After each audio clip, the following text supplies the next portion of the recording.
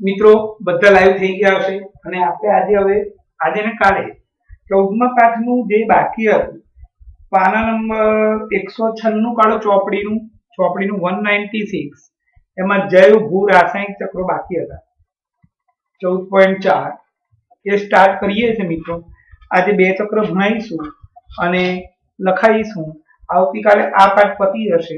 શનિવારે એક્ઝામ, સોમવારે પણ એક્ઝામ અને મંગળવાર પછી રિવિઝન ચાલુ થશે।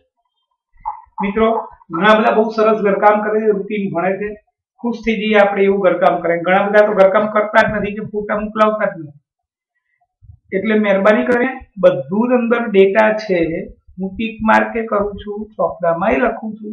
એટલે આવતા મંગળવારથી જેને રિવિઝન ભણવું હોય એ લોકો હોમવર્કના ફોટા મોકલાવે, બાકી હોય ચાલશે। જેને ના ભણવું હોય એનો વાંધો નથી, રિવિઝન ના કરવું હોય એ લોકોને ખાલી એસાઇનમેન્ટ આપણે આપી દઈશું।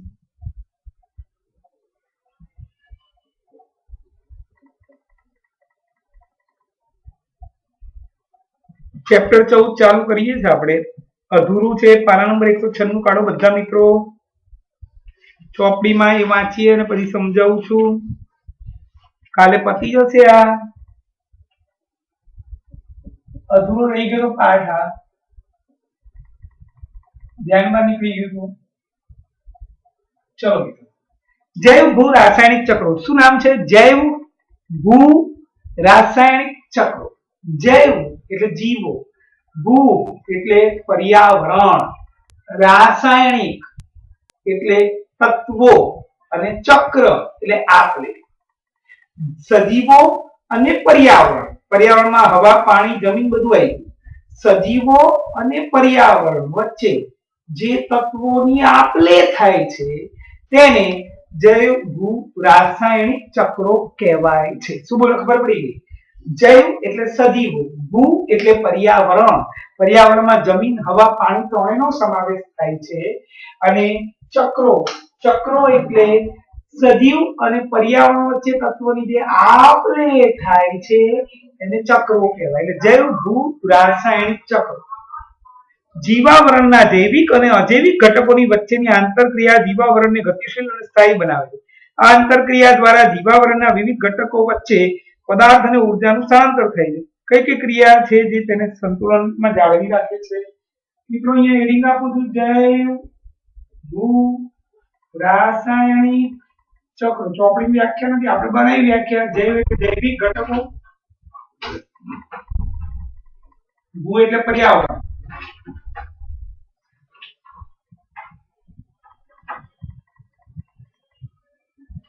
જૈવિક ઘટકો અને પર્યાવરણ વચ્ચે જે ઘટક તત્વોની આપલે થાય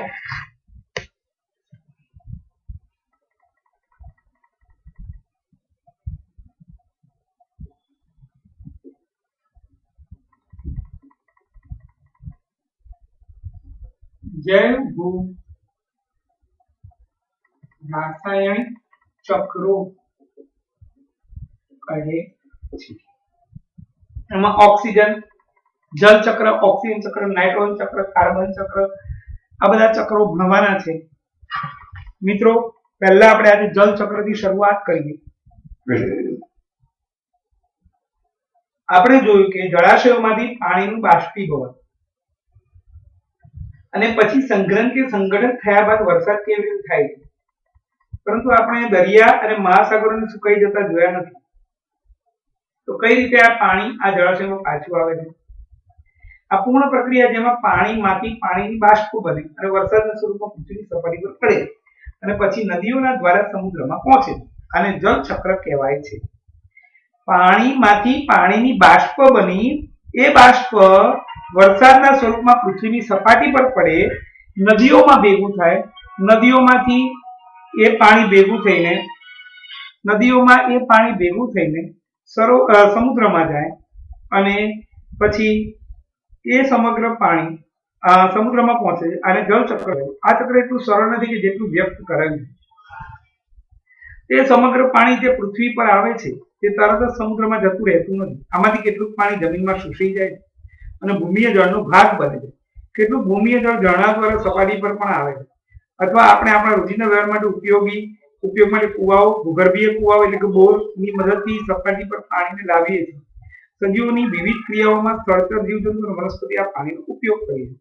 ચાલો આપણે જળચક્રમાં પાણીનું શું થાય છે અથવા કેવી રીતે બંધ પડે તે વિશે વિચાર કરીએ. જેમ કે આપણે જાણીએ છીએ કે પાણી ઘણા બધા પદાર્થોને ઓગાળવા કે દ્રાવ્ય કરવા માટે સક્ષમ છે. એટલે કે પાણીમાં ઘણા બધા પદાર્થો દ્રાવ્ય બને છે. દ્રાવ્ય થવા વાળા ખનિજો પરથી જ્યારે પાણી પસાર થાય છે ત્યારે આમાંથી કેટલાક ખનિજો પાણીમાં દ્રાવ્ય થઈ જાય છે. આ રીતે ઘણા બધા પોષક તત્વોને સપાટીથી સમુદ્ર કે દરિયામાં લઈ જાય તેનો ઉપયોગ દરિયાઈ સજીવો દ્વારા થાય છે. મિત્રો આ જળ ચક્રની માહિતી હતી વાંચી ગાઈડમાંથી વાંચીએ છીએ. પછી હું સમજાવું છું ગાઈડમાંથી વાંચ્યા પછી અને આપણે પછી એને બોર્ડ પર લખીશું. મિત્રો આપણે બોર્ડ પર એટલા માટે લખીએ છીએ કે સરળ ભાષામાં તમને મળી જાય. ગાઈડને ચોપડીનું ભેગું કરીને લખીએ જેટલું ઈઝી બને એટલું. એટલે ધ્યાનથી જોજો. અત્યારે હું ગાઈડમાંથી જળ ચક્ર વાંચું છું. મારા માટે પ્રશ્ન છે 36મો, કુદરતમાં જળ ચક્ર. કુદરતમાં જળ ચક્ર ધ્યાન રાખજો મિત્રો. આખું ફરી ધ્યાનથી વાંચું છું, સમજાવું, બોર્ડ પર લખું છું. ચલો,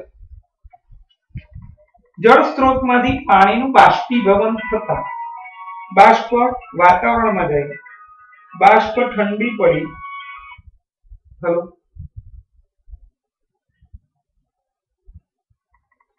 હા કોણ? હા બોલ બોલ ભાઈ.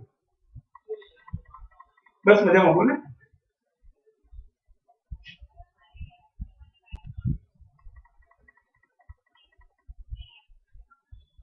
હા તો હું તને છે ને કલાક 1.5 કલાક રિંગ કરું, મારે લેક્ચર ચાલુ થાય તો હું તને રિંગ કરું.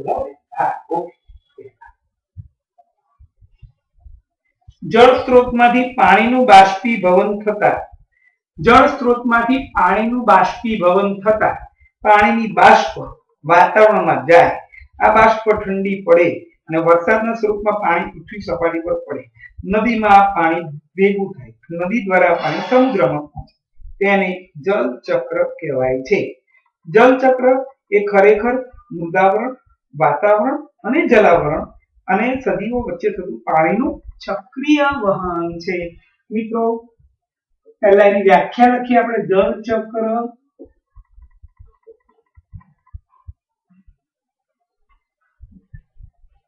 જળ સ્ત્રોત એટલે કે નદી, તળાવ, સરોવર, દરિયા વગેરે ગમે તે હોય, જળ સ્ત્રોતમાંથી પાણીનું બાષ્પીભવન થતા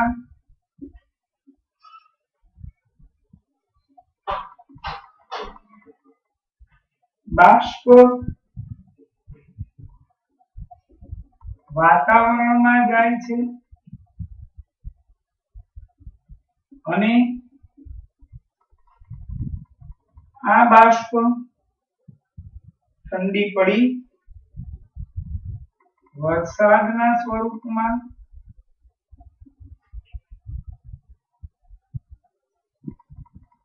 પાણી પૃથ્વીની સપાટી પર પડે છે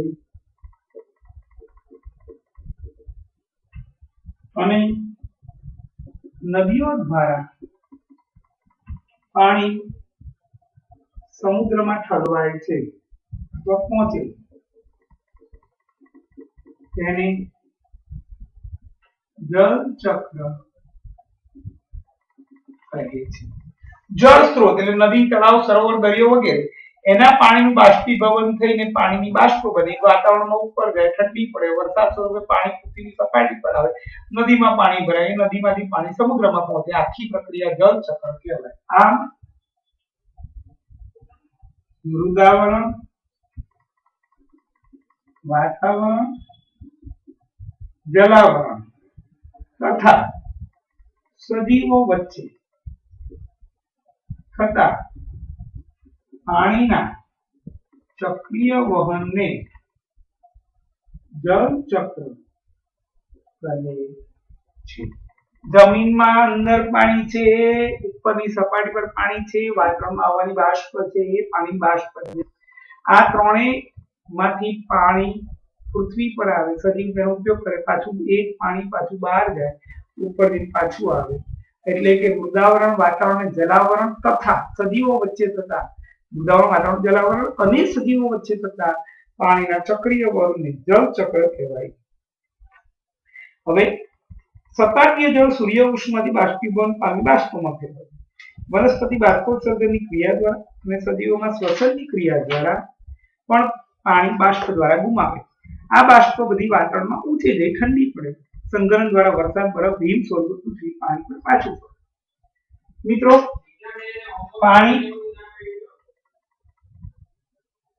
પાણી કેવી રીતે પૃથ્વી પરથી ઉપર જાય છે એની વાત છે. પહેલો પોઈન્ટ આવ્યો જળચક્ર. પાણી કેવી રીતે બાષ્પ સ્વરૂપે જાય છે. સપાટીય જળ સૂર્ય ઉષ્માથી સૌર ઉર્જાથી બાષ્પીભવન પામી બાષ્પ બની. આ બાષ્પ વાતાવરણમાં જાય છે. સાથે સાથે પ્રકાશ સંશ્લેષણની ક્રિયા દરમિયાન અથવા વનસ્પતિઓમાં બાષ્પોત્સર્જનની ક્રિયા દરમિયાન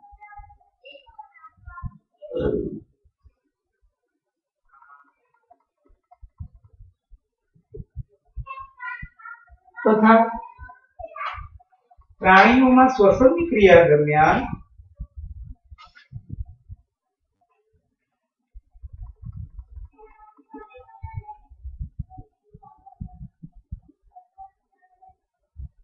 બાષ્પ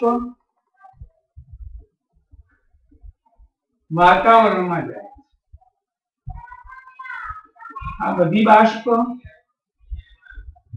વાતાવરણમાં ઉપર જઈ ઠંડી પડે છે અને વરસાદ સ્વરૂપે વરસાદ, હિમ, બરફ સ્વરૂપે પૃથ્વી પર પાણી પાછું આવે છે. મિત્રો, આ જળ સપાટીથી સૌર ઉર્જા, જળ સપાટી પર જ્યારે સૂર્યની ગરમી પડે ત્યારે તેમાં પાણીની ઉપરની જે સપાટી છે એના પરથી પાણીની બાષ્પ બને. આ બાષ્પ વાતાવરણમાં જાય. સાથે સાથે વનસ્પતિમાં બાષ્પોત્સર્જનની ક્રિયા દ્વારા એટલે પર્ણરંધ્ર કે વાયુરંધ્ર દ્વારા પર્ણમાં રહેલા વધારાના પાણીનું બાષ્પોત્સર્જન થઈને એ પાણીની બાષ્પ બનીને વાતાવરણમાં જાય. સાથે સાથે આપણે શ્વાસોશ્વાસની જે ક્રિયા કરીએ એમાં જે ઓક્સિજન અંદર CO2 બહાર નીકળે એ વખતે પણ પાણીની બાષ્પ બને અને આપણા શરીરમાંથી શ્વસન ક્રિયા દરમિયાન વાતાવરણમાં મુક્ત થાય છે. આ રીતે વાતાવરણમાં બધી બાષ્પ ભેગી જાય. બધી બાષ્પ ધીમે ધીમે ઉપર જાય, ઠંડી પડી વરસાદ સ્વરૂપે પાણી, બરફ અને હિમ સ્વરૂપે પૃથ્વી પર પાણી પાછું આવે. હવે જે પાણી પાછું આવ્યું એમાંથી કેટલો ભાગ ભૂમિમાં શોષાઈ જાય તેને ભૂમિય જળ કહેવાય. અને કેટલું ભૂમિય જળ ઝરણાની સપાટી દ્વારા ઝરણા દ્વારા સપાટી પર આવે. એટલે જમીનમાંથી ઝરણા ઉત્પન્ન થાય એ ઝરણા દ્વારા એ પાણી પાછું આવી જાય. એટલે કે વરસાદનું પાણી જમીનની સપાટી પર પડે, એમાંથી કેટલોક ભાગ જમીનની અંદર ભૂગર્ભીય જળ તરીકે શોષાઈ જાય છે. ઘણી વખત એ ભૂગર્ભીય જળ ઝરણા સ્વરૂપે પૃથ્વીની સપાટી પર પાછું આવે છે. વરસાદ સ્વરૂપે આવતા કેટલાક પાણીનો ભાગ જળાશય, નદી, કુવા વગેરેમાં આવે છે, જેનો ઉપયોગ રોજિંદા જીવનમાં સજીવો કરે છે. વનસ્પતિના મૂળ દ્વારા ભૂમિય જળનું પણ શોષણ થાય છે.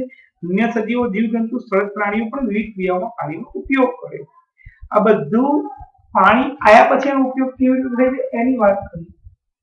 પૃથ્વીની સપાટી પર વરસાદ સ્વરૂપે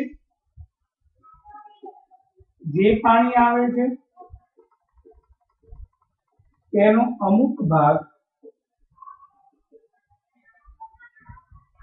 ભૂગર્ભમાં અથવા ભૂગર્ભીય જળ તરીકે સંગ્રહ પામે છે.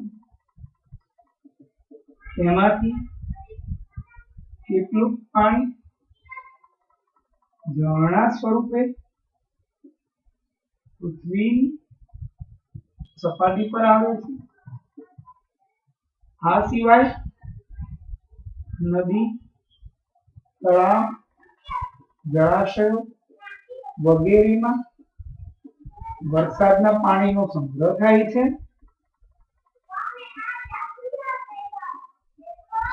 જેનો ઉપયોગ સજીવો પોતાની જરૂરી જૈવિક ક્રિયા કરવા કરે છે. ભૂગર્ભીય જળમાંથી વનસ્પતિ મૂળ દ્વારા પાણીનું શોષણ કરી પ્રકાશ સંશ્લેષણ ની ક્રિયા કરે છે.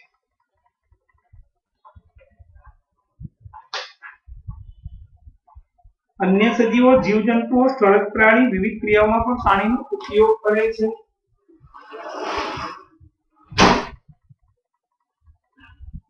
અન્ય સજીવો જીવજંતુઓ વિવિધ સ્થળચર પ્રાણીઓ પણ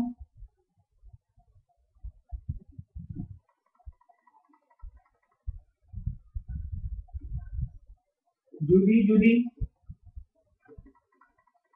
ક્રિયામાં પાણીનો ઉપયોગ કરે છે. આ પાણી આવ્યું કેવી રીતે અને એ પાણીનો ઉપયોગ ક્યાં થાય છે એની વાત કરીએ.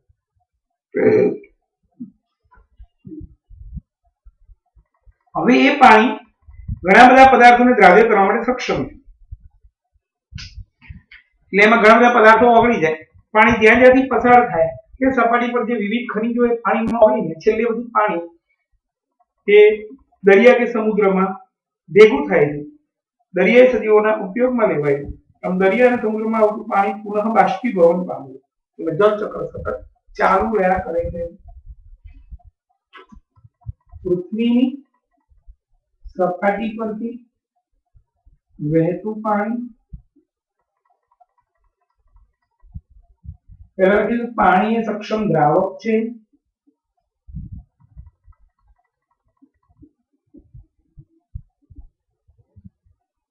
તેથી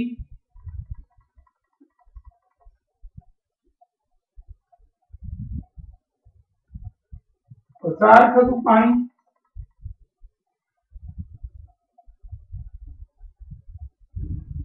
સપાટી પર રહેલા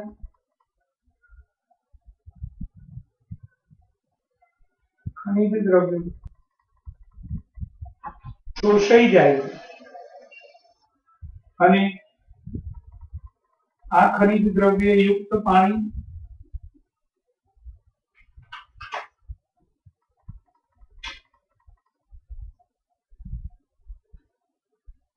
સમુદ્રમાં એકઠું થાય છે અને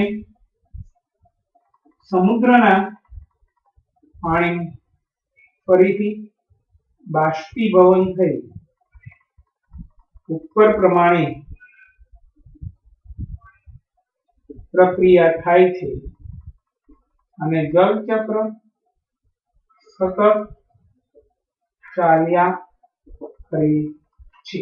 મિત્રો આખું જળચક્ર પેલા વ્યાખ્યા જળચક્ર કોને કહેવાય એ પછી આ વાતાવરણમાં બાષ્પીભવનની ક્રિયા થઈ, બાષ્પોત્સર્જનની ક્રિયા થઈ, શ્વસનની ક્રિયા થઈ, એને કારણે બધી બાષ્પ બની વાતાવરણમાં ગઈ, વાતાવરણમાં ઠંડી પડી, વરસાદ પડ્યો, બરફ, હિમ એ સ્વરૂપે પાણી પૃથ્વી પર આવ્યું. એ બધું પાણી એ પૃથ્વીની સપાટી પર આવે. સપાટીમાં ઘણા બધા પાણીનો ભૂગર્ભીય જળ તરીકે સંગ્રહ પામે. એ પાણી નદી, તળાવ, જળાશય વગેરેમાં સંગ્રહિત થાય. પછી એ બધા પાણીનો ઉપયોગ સજીવો કરે, વનસ્પતિ ભૂગર્ભીય જળનો ઉપયોગ કરે અને પ્રકાશ સંશ્લેષણની ક્રિયા કરે. વધારાનું જે પાણી છે એ બધું નદીમાંથી ધીમે ધીમે સમુદ્રમાં એકઠું થાય અને વહેતું જાય પાણી. ત્યારે પૃથ્વીની સપાટી પરથી વહેતું જે પાણી હોય એ પાણી આ સપાટી પરના ખનિજ દ્રવ્યનો અંદર દ્રાવ્ય કરી નાખે. એટલે ખનિજ દ્રવ્યયુક્ત પાણી એટલે સમુદ્રમાં એકઠું થાય, જેનો ઉપયોગ દરિયાઈ જીવો કરે છે અને ત્યારબાદ આ દરિયાઈ જળનું ફરીથી બાષ્પીભવનની ક્રિયા થાય અને ઉપર પ્રમાણે ક્રિયા સતત ચાલ્યા કરે છે. આ રીતે જળચક્ર સતત ચાલ્યા કરે છે. મિત્રો જોઈ લો 2 મિનિટ, ફોટો પાડી લઈએ અને પછી નાઇટ્રોજન ચક્ર લઈએ છે.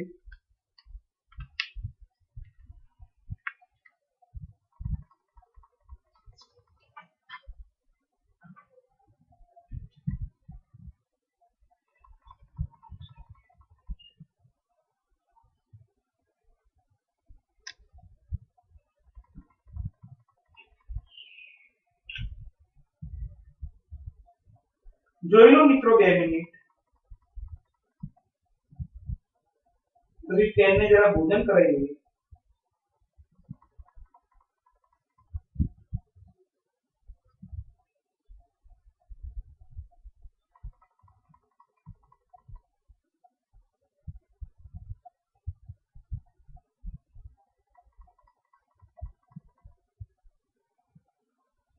ચલો મિત્રો, હવે ચોપડીમાંથી નાઇટ્રોજન ચક્ર પહેલા વાંચીએ, પછી ગાઈડમાંથી વાંચીશું. એ સમજાવું છું, લખું છું. આપણે 2 ચક્ર ચાલશે કાલે, બાકીના કાલે પાઠ પૂર્ણ થઈ જશે.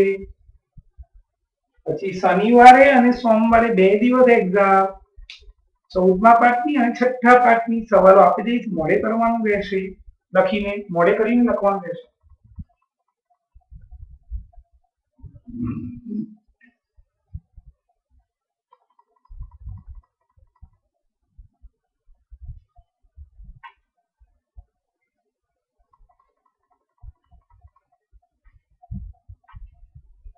ચલો મિત્રો, નાઇટ્રોજન ચક્ર ચોપડીમાંથી ફટાફટ વાંચી લઈએ આપણે. પછી ગાઈડમાંથી વાંચીને સમજાવીશું અને પછી બોર્ડ પર લખીશું. 8મા ધોરણમાં નાઇટ્રોજન ચક્ર આવી ગયું છે, એનું એ જ ફરી થોડુંક વધારે ડિટેલમાં. નાઇટ્રોજન ચક્ર ચોપડીમાં પાના નંબર 197. નાઇટ્રોજન ચક્ર મિત્રો સ્પષ્ટ ભાષામાં કહું છું, હોમવર્કના ફોટા નહીં આવે અને રિવિઝન નહીં કરવા દઉં. એસાઇનમેન્ટ આપીશ અને લાઈવ રિવિઝન નહીં થાય આવતા અઠવાડિયા. નાઇટ્રોજન ચક્ર આપણા વાતાવરણમાં નાઇટ્રોજન વાયુનું પ્રમાણ 78% છે. આ વાયુ સજીવો માટે જરૂરી છે. તે ઘણા બધા અણુઓના ઘટક તરીકે જેમ કે પ્રોટીન, ન્યુક્લિક એસિડ, ડીએનએ અને આરએનએ તેમજ કેટલાક વિટામિન્સ નાઇટ્રોજન બીજા અન્ય જૈવિક અણુઓના બંધારણીય ઘટક તરીકે મળી આવે છે, જેમ કે આલ્કેલોઇડ્સ અને યુરિયા. એટલા જ માટે નાઇટ્રોજન બધા જ પ્રકારના સજીવો માટે એક આવશ્યક પોષક તત્વ છે. બધા જ સજીવો સ્વરૂપો દ્વારા વાતાવરણમાં આવેલા નાઇટ્રોજનના વાયુનો પ્રત્યક્ષ ઉપયોગથી જીવન સરળ થઈ જાય, પરંતુ કેટલાક પ્રકારના બેક્ટેરિયા સિવાય બીજા સજીવો નિષ્ક્રિય નાઇટ્રોજન પરમાણુ નાઇટ્રાઇટ્સ જેવા બીજા આવશ્યક અણુઓમાં પરિવર્તન કરવા માટે સક્ષમ નથી. નાઇટ્રોજનનું સ્થાપન કરવાવાળા તે બેક્ટેરિયા મુક્ત જીવી હોય છે અથવા દ્વિદળી વનસ્પતિઓની કેટલીક જાતિઓમાં જોવા મળે છે. સામાન્ય રીતે નાઇટ્રોજનનું સ્થાપન કરવાવાળા બેક્ટેરિયા શિંબી કુળની વનસ્પતિઓના મૂળમાં એક વિશિષ્ટ પ્રકારની સંરચના બનાવે છે, જેને મૂળ ગંડિકા કહે છે. તેમાં આવેલા આ બેક્ટેરિયા સિવાય નાઇટ્રોજન પરમાણુ નાઇટ્રેટ્સ કે નાઇટ્રાઇટ્સમાં ભૌતિક ક્રિયા દ્વારા પરિવર્તન થાય છે. વીજળીના ચમકારાના સમયે વાયુના રૂપમાં ઊંચા તાપમાને અને ઊંચા દબાણે નાઇટ્રોજન ઓક્સાઇડમાં ફેરવે છે. આ ઓક્સાઇડ પાણીમાં ભળીને નાઇટ્રિક એસિડ અથવા નાઇટ્રોસ એસિડ બનાવે છે. વરસાદની સાથે જમીનની સપાટી પર વરસે છે અને ત્યારે તેનો ઉપયોગ વિવિધ સજીવો દ્વારા થાય છે. નાઇટ્રોજન સંયોજન બનાવવામાં વપરાતી નાઇટ્રોજનનું થાય શું? સામાન્ય રીતે વનસ્પતિઓ નાઇટ્રેટ્સ અને નાઇટ્રાઇટ્સને મેળવે છે અને તેમને એમિનો એસિડમાં ફેરવે છે. તેનો ઉપયોગ પ્રોટીન બનાવવામાં થાય છે. પ્રાણી કે જ્યારે પ્રાણી વનસ્પતિ મૃત્યુ પામે ત્યારે ભૂમિમાં રહેલા અન્ય બેક્ટેરિયા દ્વારા સજીવોમાં બેક્ટેરિયા વિવિધ સંયોજનમાં રહેલા નાઇટ્રોજનનું નાઇટ્રાઇટ્સ અને નાઇટ્રેટ્સમાં પરિવર્તન કરે છે અને બીજા પ્રકારના બેક્ટેરિયા નાઇટ્રાઇટ્સ અને નાઇટ્રેટ્સને નાઇટ્રોજન તત્વોમાં ફેરવે છે. આ રીતે પ્રકૃતિમાં નાઇટ્રોજન ચક્ર હોય છે, જેમાં નાઇટ્રોજન વાતાવરણમાં પોતાના મૂળભૂત સ્વરૂપથી પસાર થતા ભૂમિ અને પાણીમાં સાદા અણુના સ્વરૂપમાં ફેરવાય છે, તો સજીવોમાં વધારે જટિલ અણુના સ્વરૂપમાં ફેરવાય છે અને પછી સામાન્ય સ્વરૂપમાં વાતાવરણમાં પાછો આવે છે. મિત્રો વાંચ્યું, હવે તમને સમજાવું છું. જોરદાર મજા આવે એવું નાઇટ્રોજન ચક્ર મોડે થઈ જશે. આ તો વાંચ્યું એટલે કદાચ તમને બહુ અઘરું છે, બહુ સહેલું, બહુ મજા આવે. નાઇટ્રોજન ચક્ર નિવસન તંત્ર જોવા મળતું સૌથી અગત્યનું પોષણ ચક્ર નાઇટ્રોજન ચક્ર છે. નાઇટ્રોજનનું પ્રમાણ અને મહત્વ. વાતાવરણની હવામાં 78% નાઇટ્રોજન વાયુ સ્વરૂપ. પ્રશ્ન 37 ગાઈડમાંથી વાંચું છું. 78% નાઇટ્રોજન વાયુ સ્વરૂપે છે. સજીવોમાં પ્રોટીનનું બંધારણીય એકમ amino acid, nucleic acid, RNA અને ડીએનએ જેવા જટિલ કાર્બનિક અણુઓના નિર્માણ કેટલાક વિટામિન્સ માટે નાઇટ્રોજન પોષક તત્વ અગત્યનું છે. એ સિવાય આલ્કલોઇડ અને યુરિયાનું બંધારણીય ઘટક પણ નાઇટ્રોજન હોય છે. મિત્રો પહેલો પેરેગ્રાફ છે એ નાઇટ્રોજન કેમ જરૂરી છે, નાઇટ્રોજનનું મહત્વ. એનું વાતાવરણમાં નાઇટ્રોજનનું પ્રમાણ 78%. વાતાવરણમાં નાઇટ્રોજન જે છે એ નાઇટ્રોજન સજીવો માટે ખૂબ મહત્વનો ઘટક છે. કેમ? કારણ કે સજીવ શરીરનો બંધારણીય એકમ નાઇટ્રોજનનો બન્યો. યાદ રાખીએ, સજીવ શરીરનું બંધારણીય એકમ પ્રોટીન અને પ્રોટીનનો બંધારણીય એકમ એમિનો એસિડ. અને એમિનો એસિડ એ નાઇટ્રોજનના સંયોજનમાંથી બનેલો છે. સાથે સાથે ન્યુક્લિક એસિડ જે આપણા કોષો માટે ખૂબ જરૂરી છે, આરએનએ અને ડીએનએ, એના બંધારણમાં પણ નાઇટ્રોજન છે. એ સિવાય વિટામિનના નિર્માણમાં પણ નાઇટ્રોજન જરૂરી છે. એ સિવાય આપણા શરીર માટે જરૂરી આલ્કલોઇડ અને યુરિયાના બંધારણ માટે પણ જરૂરી છે. નાઇટ્રોજનનું સ્થાપન જમીનમાં. નાઇટ્રોજનનું સ્થાપન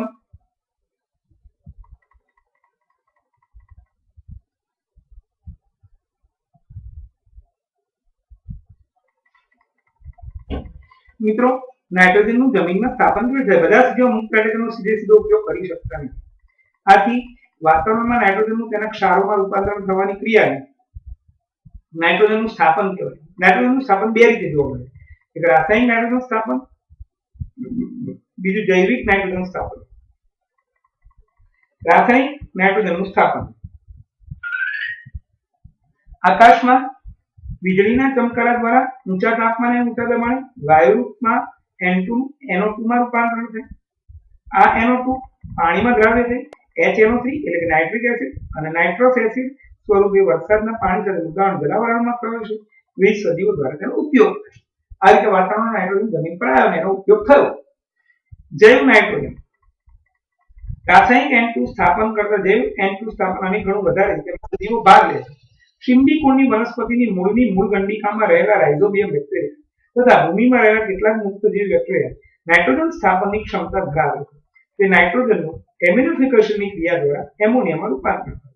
પછી એમોનિયાનું નાઇટ્રીકરણની ક્રિયા દ્વારા નાઇટ્રાઇટ અને નાઇટ્રેટના સંયોજનમાં ફેરવાય. આ એમોનિયમ, નાઇટ્રાઇટ કે નાઇટ્રેટના સંયોજનોનું વનસ્પતિઓ શોષણ કરે છે અને તેમને એમિનો એસિડમાં ફેરવે અને તેનું પ્રોટીન બનાવે. આ પ્રોટીન પ્રાણી શરીરમાં દાખલ થાય. જ્યારે વનસ્પતિ અને પ્રાણીઓનું મૃત્યુ થાય છે ત્યારે મૃતદેહ જમીનમાં ઉમેરાય અને એને પરિણામે જમીનમાં રહેલા કેટલાક બેક્ટેરિયા વિવિધ સંયોજનમાં રહેલા નાઇટ્રોજનનું નાઇટ્રેટ અને નાઇટ્રેટમાં પરિવર્તન અને વનસ્પતિ તેનો ફરીથી ઉપયોગ કરી છે. કેટલાક સ્યુડોમોનાસ નામના બેક્ટેરિયા નાઇટ્રાઇટ અને નાઇટ્રેટનું અણુ સ્વરૂપે નાઇટ્રોજનમાં રૂપાંતરણ કરે છે અને નાઇટ્રોજન પુનઃ વાતાવરણમાં જાય છે. આમ વાતાવરણમાંથી નાઇટ્રોજન જે ભૂમિ અને પાણીમાં સાધારણ સ્વરૂપે ફેરવાય, સજીવોમાં જટિલ અણુમાં ફેરવાય, અંતે તે સામાન્ય સ્વરૂપમાં વાતાવરણમાં પાછો જાય છે. નાઇટ્રોજન ચક્ર સતત ચાલ્યા કરે છે. મિત્રો, બહુ સરળ જવાબ છે. હું લખતો જાઉં છું, સમજાવતો જાઉં, બહુ મજા આવશે.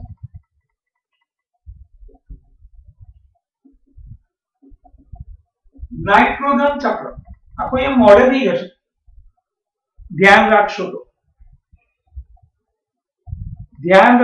આખો જવાબ, આના સિવાય બીજો એક જવાબ હવે ભણાવવાનો નથી. એટલે આ 15-20 મિનિટ સુધી આ જવાબ ચાલશે. 2-3 વાર બોલી સમજાવું, લખું. વાતાવરણમાં N2 વાયુનું પ્રમાણ અથવા નાઇટ્રોજન અણુ લખીએ પ્રમાણ 78%. વાતાવરણમાં નાઇટ્રોજનનું આ પ્રમાણ જાળવવાની ક્રિયાને નાઇટ્રોજન ચક્ર કહે છે.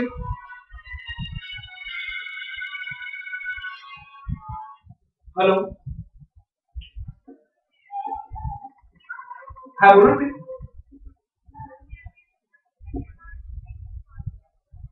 હા, વાંધો નહીં, હું કલાક રહીને તમને મોકલું છું. કારણ મારે લેક્ચર 9 માં ચાલુ છે ને.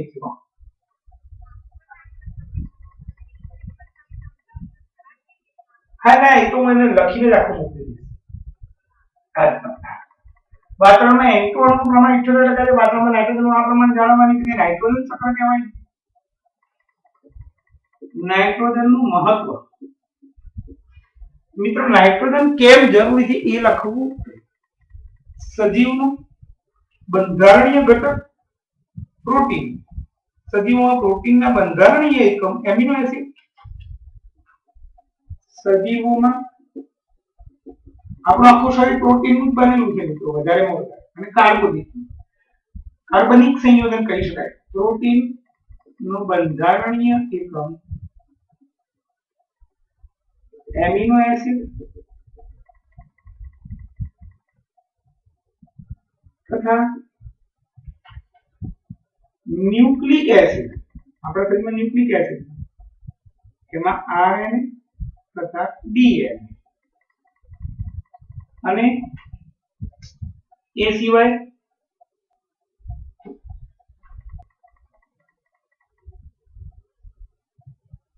કેટલાક વિટામિન્સ ના નિર્માણમાં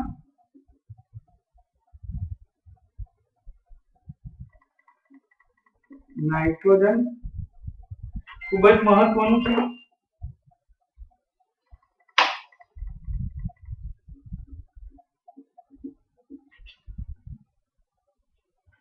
આ સિવાય જૈવિક રીતે અગત્યના આલ્કેલોઇડ અને યુરિયા ના બંધારણમાં પણ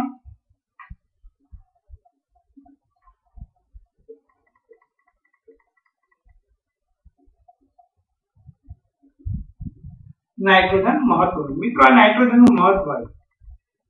હવે આપણો જવાબ સમજો. ચક્ર એટલે શું? જે લઈએ પાછું આપીએ એને ચક્ર કહેવાય. તો પેલા લઈએ છે કેવી રીતે?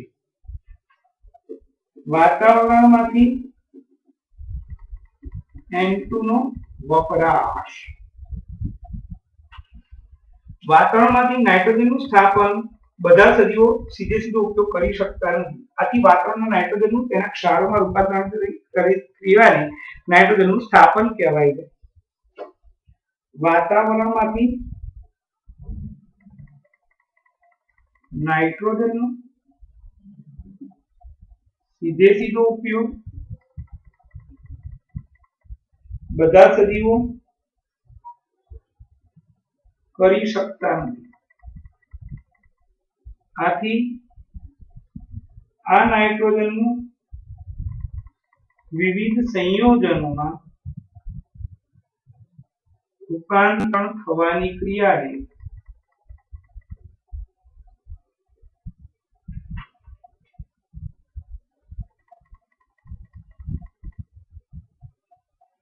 નાઇટ્રોજનનું સ્થાપન કહેવાય છે.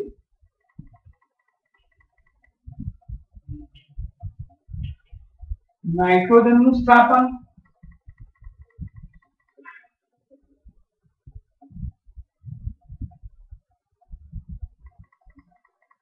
બે રીતે થાય. એક છે રાસાયણિક સ્થાપન અને બીજું છે જૈવિક સ્થાપન. વીજળીનો ચમકારો થાય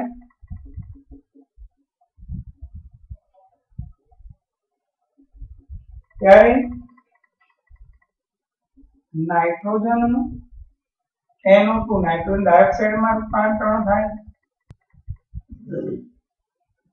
આ NO2 વરસાદના પાણી સાથે મિશ્ર થઈ નાઇટ્રિક એસિડ કે નાઇટ્રસ એસિડ બનાવે છે, જે વરસાદ સાથે પૃથ્વીની સપાટી પર આવે છે, જેનો વિવિધ સજીવો ઉપયોગ કરે છે. આ વાત હતી મિત્રો રાસાયણિક સ્થાપન. વાતાવરણમાં નાઇટ્રોજન આપણે વાપરીએ, આપણે શ્વાસ લીધો તો ઓક્સિજન જ ગયો, નાઇટ્રોજન ના ગયો. આપણે તો ખરેખર વધારે નાઇટ્રોજન ની જરૂર, કારણ કે આપણા શરીરના દરેક કોષની અંદર પ્રોટીન છે. પ્રોટીનનો બનાવવા ઘટક એમિનો એસિડ છે, એમિનો એસિડ બનાવવા માટે નાઇટ્રોજન જરૂરી છે. એ સિવાય આપણા શરીરમાં વિટામિન છે, એ બનાવવા માટે નાઇટ્રોજન જરૂરી છે. એ સિવાય આપણા શરીરમાં આરએનએ ડીએનએ છે, એના નિર્માણ માટે પણ નાઇટ્રોજન જરૂરી છે. મિત્રો આટલું બધું નાઇટ્રોજન જોઈએ તો આપણા શરીરમાં નાઇટ્રોજન આમ સીધો જતો નથી. એટલા માટે આપણે શું કરવું પડે? નાઇટ્રોજનના સંયોજનનો ઉપયોગ કરવો પડે. નાઇટ્રોજનના સંયોજનનો ઉપયોગ કેવી રીતે થાય? તો એનો આપણો ઉપયોગ સીધો નથી થતો. એના માટે નાઇટ્રોજનના સંયોજનો વનસ્પતિ બનાવે પછી આપણે એનો ઉપયોગ કરીએ. તો આ રાસાયણિક સ્થાપન થયું, વીજળીનો ચમકારો થયો ત્યારે વાતાવરણમાં જે નાઇટ્રોજન છે એમાંથી થોડા ઘણા નાઇટ્રોજનનું NO2 માં રૂપાંતરણ થયું. એ NO2 વરસાદમાં પાણી સાથે ભળી જાય, નાઇટ્રિક કે નાઇટ્રસ એસિડ બનાવે. એ એસિડ વરસાદના પાણી સાથે જમીન પર આવે. જમીન પર આવે એટલે એ નાઇટ્રસ કે નાઇટ્રિક એસિડનો ઉપયોગ સજીવો કરે. બીજો જૈવિક સ્થાપન. આ કુદરતી રીતે થયું વીજળીના ચમકારા દ્વારા. જૈવિક સ્થાપન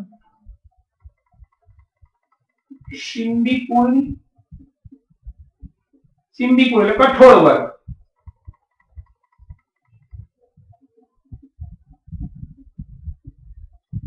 વનસ્પતિની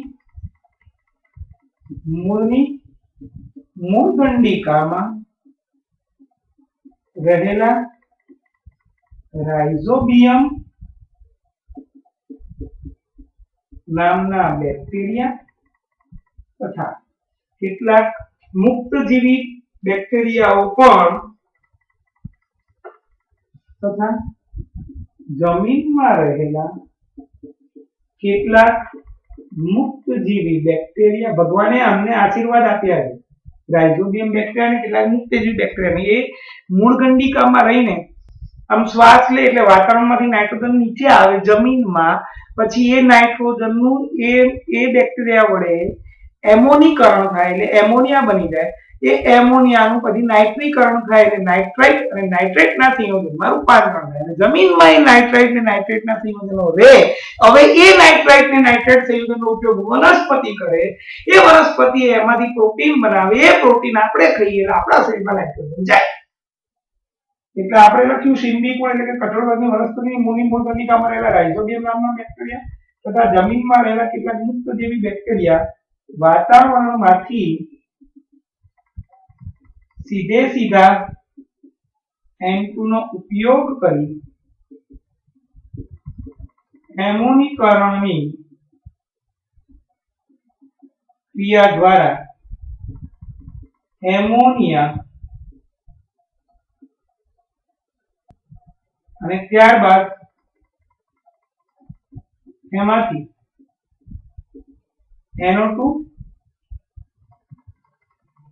નાઇટ્રાઇટ અને નાઇટ્રેટ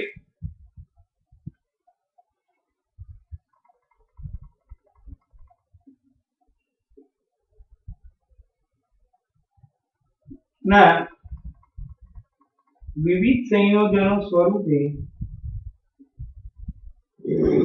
જમીનમાં સ્થાપન કરે છે. મિત્રો આ રીતે વાતાવરણમાંથી નાઇટ્રોજન જમીનમાં આવી ગયો. હવે જમીનમાં રહેલા નાઇટ્રાઇટ અને નાઇટ્રેટ સંયોજનો હવે નવો પોઈન્ટ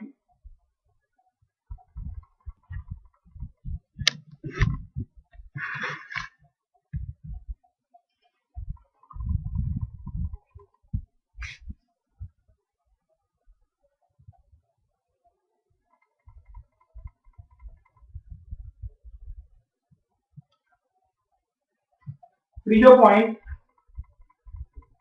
જમીનમાં રહેલા આ એમોનિયા તથા નાઇટ્રોજનના વિવિધ સંયોજનોનો ઉપયોગ વનસ્પતિના મૂળ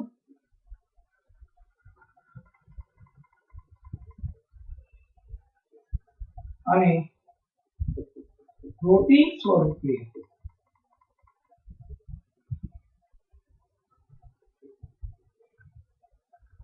મૂળ દ્વારા થાય છે અને પ્રોટીન સ્વરૂપે વનસ્પતિ ખોરાક બનાવે છે. આ પ્રોટીનનો ઉપયોગ પ્રાણીઓ ખોરાક તરીકે કરે છે. આથી प्राणी शरीर में नाइट्रोजन प्रोटीन स्वरूपे दाखल थाय छे। मित्रों आ रीते वातावरण नाइट्रोजन आपણા શરીરમાં આવ્યો। હવે આપણે એને પાછો મોકલવાનો છે। અહીંયા લખીશ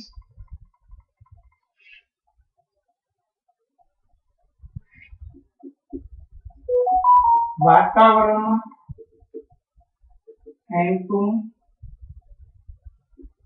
પાછળ જમીન અરે વનસ્પતિ અને પ્રાણી ના મૃતદેહ જમીનમાં દટાય ત્યારે કેટલાક બેક્ટેરિયા દ્વારા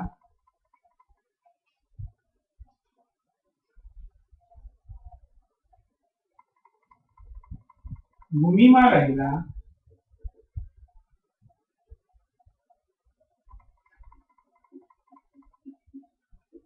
બેક્ટેરિયા દ્વારા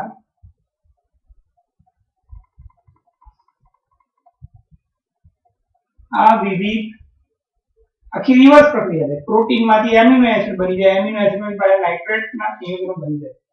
વિવિધ નાઇટ્રાઇટ ના દ્વારા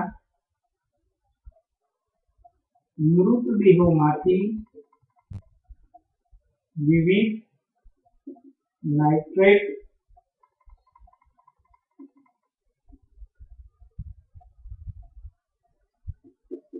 સંયોજનો જમીનમાં મુક્ત થાય છે, જેનો ઉપયોગ વનસ્પતિ ફરીથી કરી શકે છે। વનસ્પતિ અને પ્રાણીના મૃતદેહો જમીનમાં દટાય ત્યારે જમીનમાં રહેલા કેટલાક બેક્ટેરિયા એ મૃતદેહમાંથી બધું પ્રોટીન બહાર કાઢે, એનું એમિનો એસિડ રિવર્સ પ્રક્રિયા કરે, ઊંધું પ્રોટીનનું એમિનો એસિડ બનાવી દે, એમિનો એસિડમાંથી નાઇટ્રેટના સંયોજનો બનાવે અને એ જમીનમાં મૂકી રાખે। એ જ નાઇટ્રેટના સંયોજનો અહીંયા લખ્યું છે કે એનો ઉપયોગ વનસ્પતિ કરે। આગળ એ કેટલાક નાઇટ્રાઇટ ના સંયોજનો સ્યુડોમોનાસ નામના બેક્ટેરિયા દ્વારા આ રિવર્સ પ્રક્રિયા કરે। પહેલું શું હતું? N2 હતું। N2 માંથી શું બન્યું? એમોનિયા। એમોનિયામાંથી શું બન્યું? નાઇટ્રાઇટ અને નાઇટ્રેટ, અને એમાંથી શું બન્યું? પ્રોટીન। પ્રાણીએ પ્રોટીન ખાધું, વનસ્પતિમાં પણ પ્રોટીન છે, મરી ગયા એટલે પ્રોટીનનું પાછું એમિનો એસિડ અને એમાંથી પાછું NO2 ને NO3, હવે NO2 ને NO3 નો ઉપયોગ પાછો વનસ્પતિ કરે અને એ NO2 ને NO3 જે વધ્યા થોડા થાય એમાંથી સ્યુડોમોનાસ નામના બેક્ટેરિયા દ્વારા N2 અણુમાં રૂપાંતરણ થાય, જે વાતાવરણમાં મુક્ત થાય છે।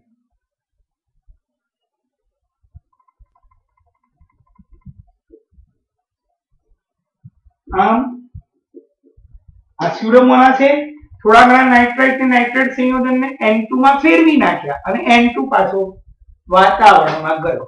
જે N2 વીજળીના ચમકારા વખતે એ NO2 માં ફેરવાયો, NO2 માંથી HNO3 બન્યો, HNO3 માંથી વરસાદ સાથે ભેગો થઈ જમીન પર આવ્યો, સાથે સાથે વનસ્પતિની કઠોળભાગી વનસ્પતિ મૂળની મૂળગંડિકામાં રહેલા રાઇઝોબિયમ બેક્ટેરિયાએ શ્વાસ લીધો, તેને વાતાવરણ નાઇટ્રોજનને બોલાયો, એને એમોનીકરણ કરી એમોનિયામાં ફેરવ્યો, એમોનિયામાંથી નાઇટ્રાઇટ NO3 અને નાઇટ્રેટ NO2 અને NO3 ના સંયોજનમાં રૂપાંતરિત કર્યું, જમીનમાં એનું સ્થાપન કર્યું, વનસ્પતિના મૂળે એને શોષ્યા, એનું પ્રકાશસંશ્લેષણની ક્રિયા દ્વારા પ્રોટીન બનેલું, પ્રોટીન ને પ્રાણીઓએ ખાધો, પ્રાણીઓના શરીરમાં પ્રોટીન આવ્યું, આ વનસ્પતિના પ્રાણીઓ મૃત્યુ પામ્યા એટલે એમના મૃતદેહ જમીનમાં દટાયા, કેટલાક જમીનના બેક્ટેરિયા આ મૃતદેહમાંથી આ નાઇટ્રોજનના સંયોજનને બહાર કાઢ્યા, જે પ્રોટીનને બહાર કાઢ્યું એને પાછું એમોનિયામાં ફેરવ્યું, ડીનાઇટ્રીકરણની ક્રિયા કરી એટલે કે એને નાઇટ્રાઇટ અને નાઇટ્રેટમાં ફેરવ્યા, જમીનમાં મૂકી રાખ્યા,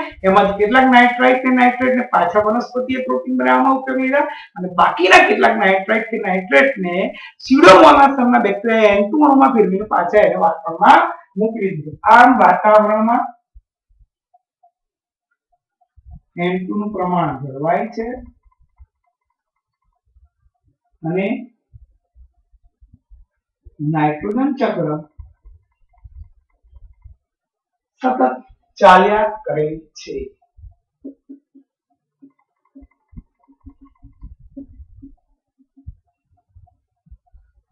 મિત્રો હોમવર્કમાં 2 વાર લખવાનું અને કાલે 11 થી 12 સાયન્સ નું ટ્યુશન છે, એ વાર લખશો, મજા આવશે, મોઢે થઈ જશે. બહુ સરસ રીતે ભણાયું અને લખાયું છે આખું, બહુ સરસ રીતે. આ 100% પરીક્ષામાં આવશે. અને હું શનિવારથી એક્ઝામ લેવાનું છું, એ ચક્કરોની જ લેવાનું છું. સોમવારે જે એક્ઝામ લઈશ એ 6થા પાઠની લઈશ, આખા પાઠનું આખું એસાઇનમેન્ટ જેવું પેપર આપીશ, એ મોઢે કરી નાખવાનું, સોમવાર સુધીમાં લખવાનું રહેશે. મંગળવાર પછી રિવિઝન ચાલુ થશે. કાલે 2 ચક્ર બાકી છે, ભણાવીશું કાર્બન ચક્ર, ગ્રીન હાઉસ અસર અને ઓઝોન સ્તર એનું મહત્વ. આજના લેક્ચરનું કાલના લેક્ચરનું બંનેની એક્ઝામ શનિવારે રહેશે. આવજો, હોમવર્કના ફોટા મોકલાવજો, તો જ મંગળવારથી રિવિઝનમાં બેસવા દઈશ. આવજો.